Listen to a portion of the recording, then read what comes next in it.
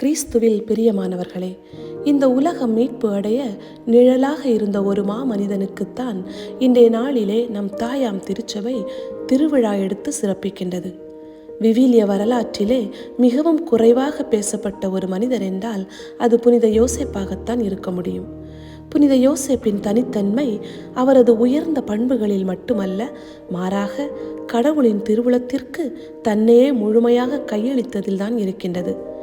இன்று புனித யோசேப்பின் தனித்துவமான அழைப்பை பற்றி சிந்திப்போம். இயேசுவின் வளர்ப்பில் அவர் செய்த தியாகங்களை கவனிப்போம். புனித யோசேப்பை போல் நாமும் கிறிஸ்துவின் பிரசன்னத்தை நம் இதயங்களிலும் நம் குடும்பங்களிலும் பாதுகாக்க அழைக்கப்பட்டுள்ளோம்.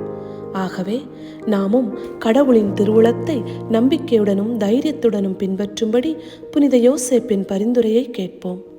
அனைத்து தந்தையர்களுக்கும் எனது இனிய தந்தையர் தின வாழ்த்துக்கள்.